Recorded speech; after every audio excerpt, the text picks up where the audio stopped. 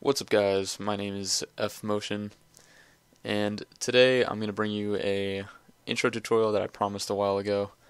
It's up on the channel. It's what I intended uploading a lot earlier than this, but getting around to it, and it's pretty simple, pretty quick.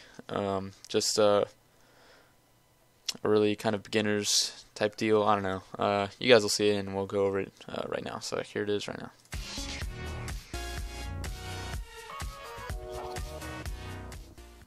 Alright, so that took me about, I don't know, it's like 15 minutes. I don't know how long this tutorial is going to take, but we'll just hop right into it. So this is what the composition looks like when it's finished.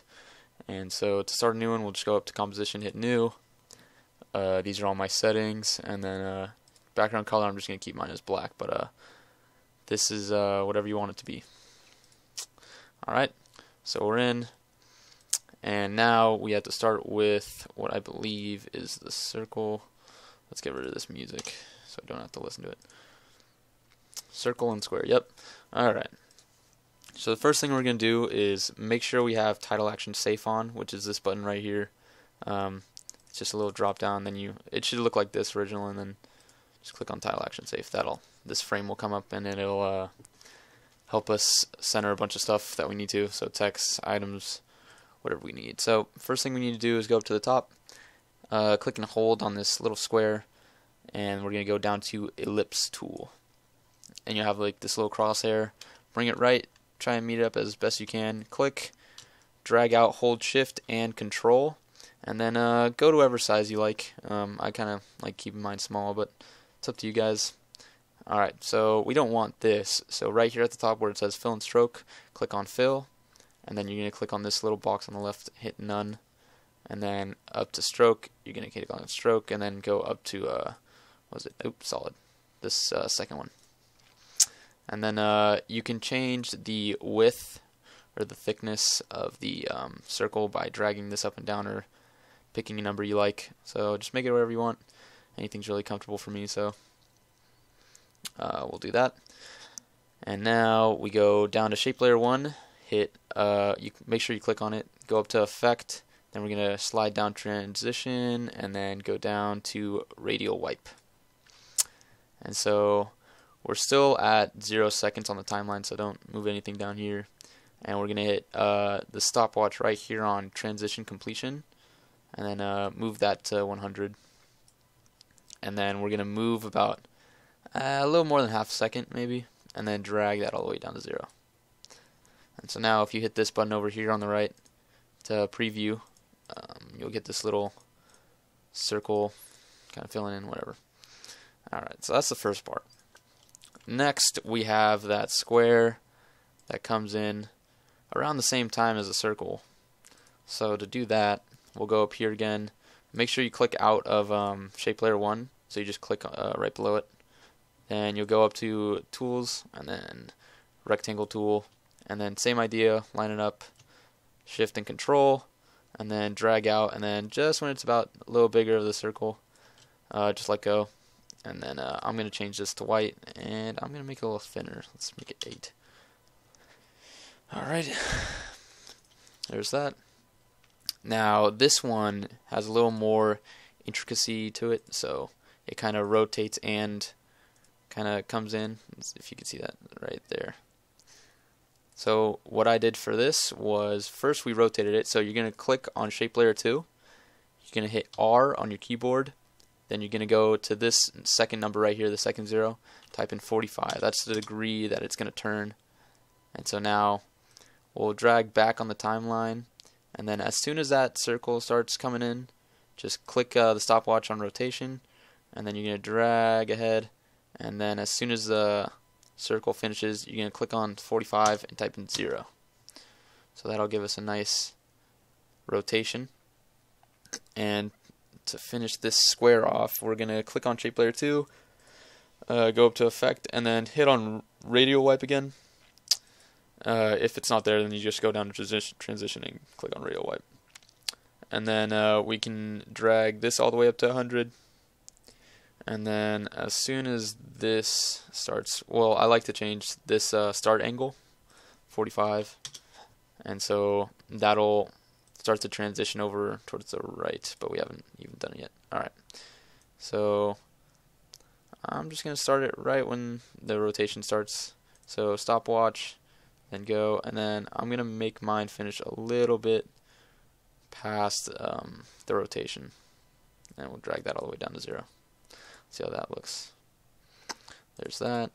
You can click on preview, check how that went out. And then what we're going to do is we're going to hit Control D, which is duplicate on shape layer 2. And then we're going to completely get rid of radial wipe, and then hit R on it, and then click the stopwatch off. And what we're going to do is we're going to give it a fill. So you can just click on the fill, then drag it all the way up to whatever color it was. And then take the stroke off. So fill's on, stroke's off. Then you're going to go to click on shape layer 3, effects, and then what we're going to do is we're going to hit linear wipe. And then I like setting this to -90, and that makes the transition come in from the left, and then it goes so to the right. But you could change this any way you want. It'll come from any way that you change the wipe angle to. So, but mine I'm going to keep at -90. Whoops. I did not mean to type in -900. There we go. Alright. So what we're going to do is we're going to drag this all the way up to 100. Be careful, because sometimes this, see how I'm already at 50, and then it starts at around 60%. Be careful for that, because if you go all the way to 100, then it'll be a really quick transition, which is what we don't want. So leave around 60 whenever it ends. Just be mindful of that. Then as soon as that as a square like fills in, click transition completion on linear wipe. Then move about half a second up, and then drag that all the way down to when it stops. And mine stops about 39. And so that lets us take control of the speed. So if you want it a little faster, then you just drag it down a little more, I think. Yeah, that should do it. If that doesn't work, then you click on shape layer 3, hit U, and then this is if you move them closer together, it'll transition faster. If you move farther apart, it'll transition slower. So a little faster is what we want, or what I prefer. And so that's good.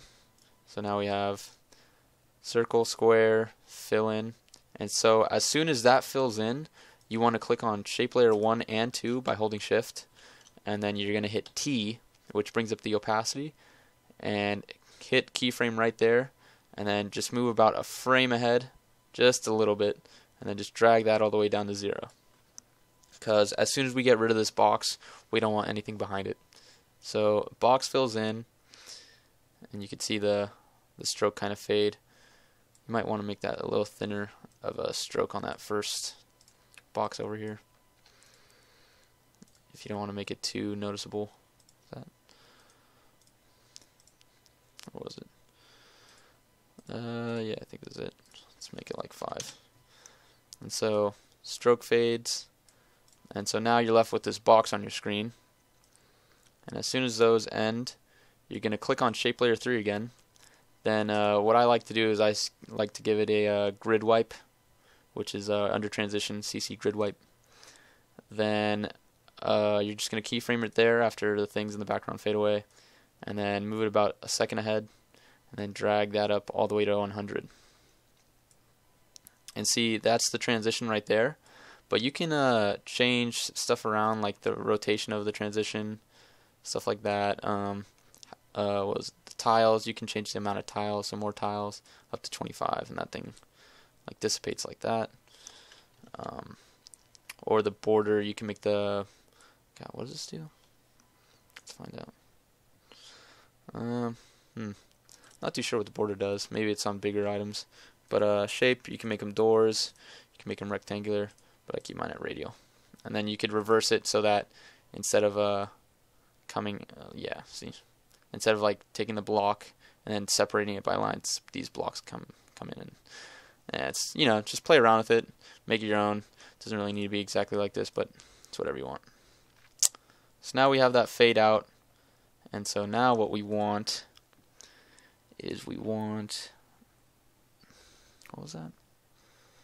Fade out, and then you want those diamonds to come in, and then a little text, and then some more text. So to do this at the same time, it's not that tricky.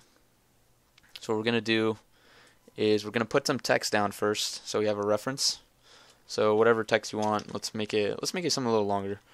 Let's make it like cool. How's that? Cool, huh? Alright. Drag that down to the center. If you hit A while you're clicked on your text, cool or whatever you have text down, you see this little kind of like crosshair. This is where the anchor point acts as like the anchor for where the transition will kind of rotate around. So make sure that's centered, or else the transition we put on it isn't going to look as clean. It's going to look very weird. Alright, so now that we have that, we have cool on our thing, and we're going to click on it, and then you can put whatever effect you want. You can play around with the transitions, but I usually mainly use grid wipe because it looks kind of cool. Alright, so then you're just going to drag that up to 100 right away. And so as soon as those things disappear, click on completion, move about, I don't know, half a second, and drag that all the way down to 0. So then we get this diamonds fade, and then this kind of, I don't know, creates itself. And as this is creating itself, we're going to click out of that, and then we're going to go up to rectangle tool again, then click and drag out, control and shift again, then make sure it covers the entire word. We can take the fill off to make sure that happens, and then put the stroke back on to whatever color you want. And so now we're going to rotate that to 45. Whoops. Got to click on rotate 45. And so now we'll do, did the stroke come off? Alright. So now that's there. And so we want that to kind of like fly in out of nowhere. And what we do for that is we click on shape layer 4 or whatever you named it, and then as soon as that starts coming in, we're going to hit scale, and then we're just going to drag this all the way up. So mine pops out around 727%. So you're going to hit scale right there, and then as soon as that, maybe a little after it finishes, drag that back down to 100, and then hit on shape layer 4, hit Control D, and then as I said earlier, that duplicates it. And then what we'll do is at that same keyframe, hit S on shape layer 5, and then just make it a little bit bigger, and then that'll give you 2 diamonds that'll come in at the same time. And then we'll change the color of this one to red. Why not? And then that should do it. Now we have that. And what I like to do is I like to put this motion blur on it. So click right here and then right there along with it, and see it kind of blurs, lands, and then once it lands, let's see, then we're going to have some text under it, which will just say like, I don't know, let's put a name, right? And then change the anchor point once more. Then I'm just going to have this one fade in actually. So we're just going to hit T on name, then drag that all the way down to 0. And as that's coming in, we'll have this fade in. Alrighty. So right now what we have is this. And so now some finishing touches is we're going to cut our composition down. Actually, no, at first let's add some music. So to add music, I did this in the last tutorial. You're going to hit Control I, and then go to your downloads folder, and then pick whatever song you want. It doesn't really matter to me. And then it'll come up on this left window, then drag it down here. Then click down on the arrow, click down on audio, click down on waveform, and then you could drag this little blue bar across until you find the part of the song. You can't tell from here, but if you play this RAM preview, you can have some audio listening. So you just kind of search for whatever part of the song you want, and until you find it, just kind of match it up with whatever you got here. And then as soon as like you're satisfied with it displaying your name, so let's see, it finishes around 3 seconds. So around 5 is when I'd call it a finish. So you drag this bar all the way down, and maybe 5.5. And then what we'll do is around 5 seconds, we'll pick a rectangle tool, give it a black fill for the fade out. Let's drag out or scroll down to kind of peek out.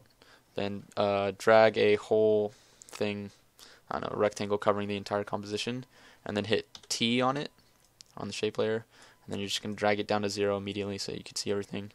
And so just make sure it lines up, maybe right there.